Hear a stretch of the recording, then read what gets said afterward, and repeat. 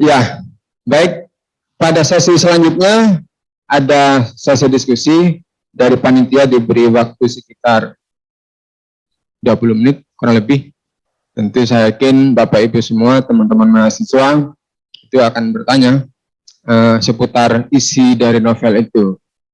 Karena apa ya? Kalau saya mengatakan kita tadi ketika disuguhi oleh mobile phone menulis angka sudah kembali ke angka awal yang kita tulis. Itu kan sudah bagian dari filsafat matematika, kira-kira begitu. Baik, silakan diacungkan tangan bagi yang akan bertanya atau memberikan tanggapan atau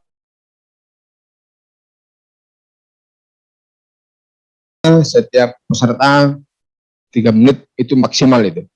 Karena waktu terbatas dari sebelah kiri, tengah, dan kanan. Dipersilakan.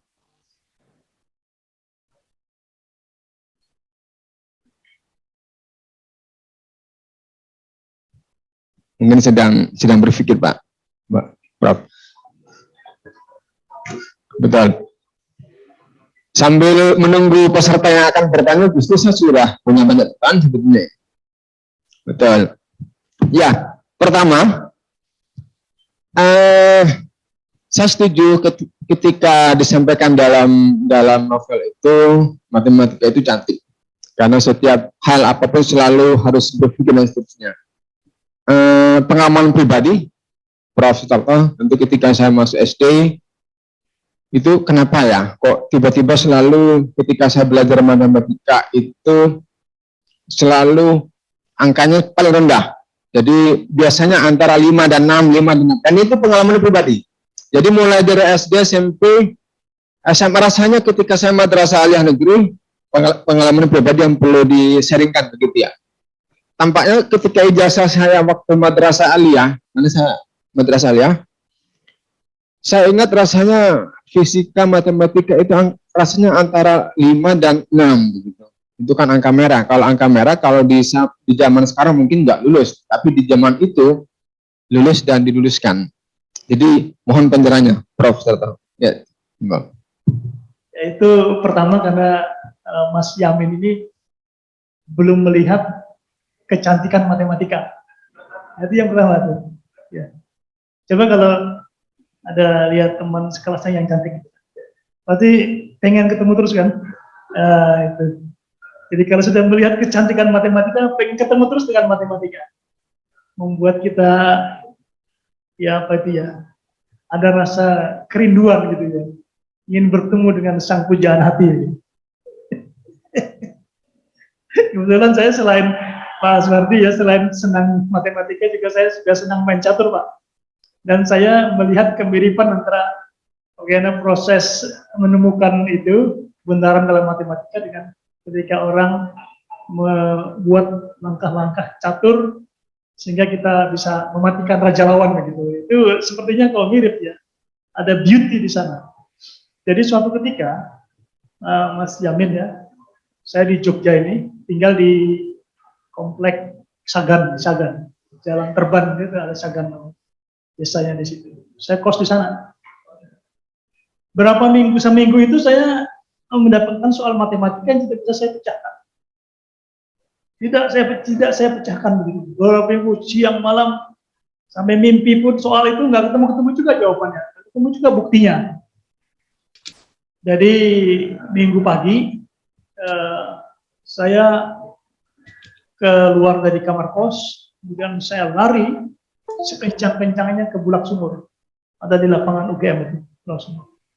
Saya lari memutari lapangan itu kan, memutari lapangan terus saya mutar lari karena emosi Pak. Gak ketemu-ketemu ini soal ini jawabannya gak ketemu-ketemu. Lari saya sekencang-kencangnya, berkeringat, habis basah baju saya, kepala saya basah, rambut semua seperti orang baru mandi itu, seperti baru kecebur di kolam. Kemudian saya balik ke kamar kos saya, yang dimana buku dan catatan masih tergeletak di meja. Selama seminggu itu yang saya geluti. Ketika saya duduk di meja itu dan memandang soal itu, ketika saya menemukan jawaban dari soal itu. Saya menemukan jawaban dari soal itu. Luar biasa. Itu disebut dengan aha moment, ya.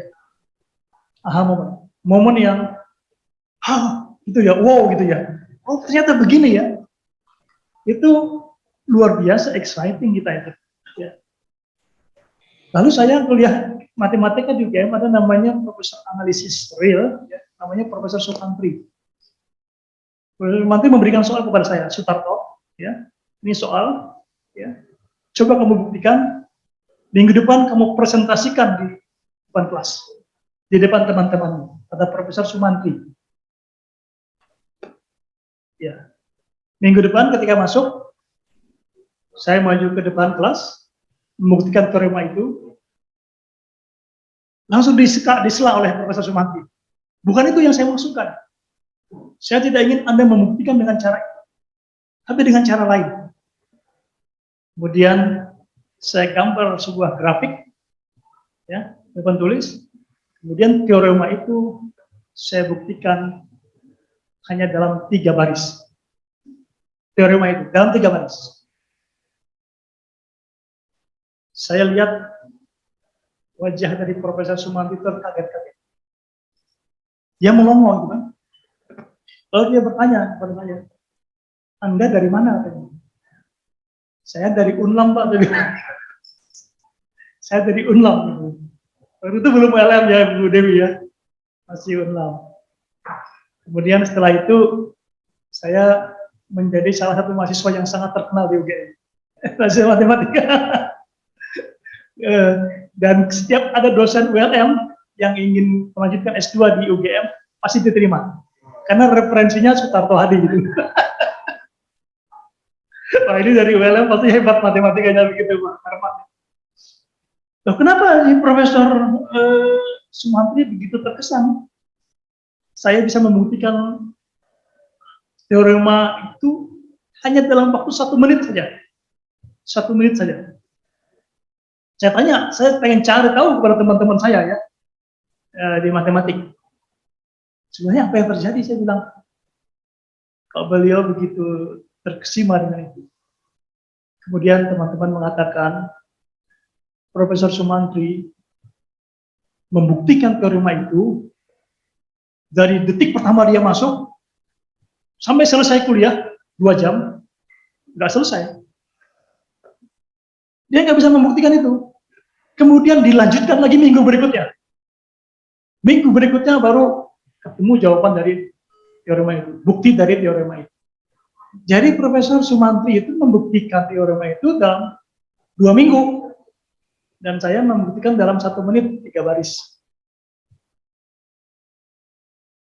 That's the beauty of mathematics. Ketika kita mengajarkan, ini di dalam novel ini saya juga melihat ada bentuk-bentuk cara kita mengajar matematika yang benar. Ya. Makanya kemudian saya belajar matematika di Belanda. Ya. Di Belanda itu matematika dianggap sebagai human activity. Mathematics is human activity. Matematika itulah aktivitas insani, aktivitas manusia. So when you want to teach mathematics to your student, especially young pupils, then you have to start with mathematical problem that increase the curiosity of your student. And then immediately they can involve in the learning process.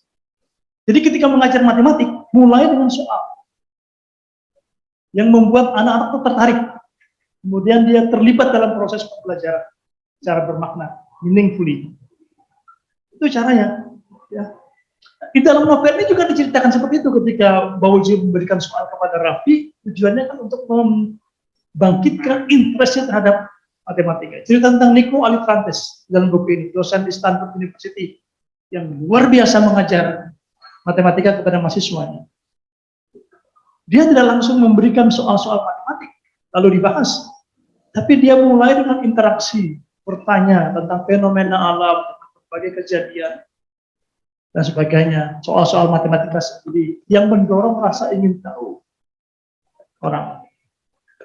Sebagai contoh, ketika dia memulai mengajar tentang infinity, dia bertanya kepada mahasiswa, coba jelaskan di dunia ini, di alam semesta ini, yang bisa kita sebut sebagai ketakberhinggaan. Tak terbatasan. Infinity itu kan ketakberhinggaan. Bilangan misalnya. Adakah bilangan terbesar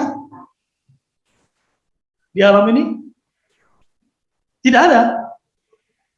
Setiap kali kita menyebut satu bilangan, pasti ada bilangan yang lebih besar daripada itu. Gimana caranya? Tambah satu. Sekian ratus miliar, bilangan terbesar, tambah satu, menjadi lebih besar kan? Nah, dia mulai dari itu sebagai pelajaran ketakberhinggaan. Dan ternyata di alam banyak sekali fenomena-fenomena ketakberhinggaan itu dan bagaimana membuktikan ketakberhinggaan itu. Nah, diskusi seperti itu terjadi di ruang-ruang kelas. Kalau kita bisa memulai pelajaran dengan cara seperti itu, sehingga membuat siswa tertarik, akan tumbuhlah kecintaan siswa terhadap matematika. Dan saya percaya kalau itu terjadi di Indonesia, maka akan banyak matematikawan lahir. Saya pernah memberikan training kepada guru-guru matematika ASEAN. Guru-guru matematika ASEAN, pernah mengajar di Singapura, di Malaysia, di Jogja ada center mengajari guru-guru matematika sana. Kemudian ada seorang guru approaching saya, mendekat ke saya. Prof, kalau seandainya guru matematika saya dulu mengajar seperti Prof saat ini, mungkin saya juga jadi profesor matematika.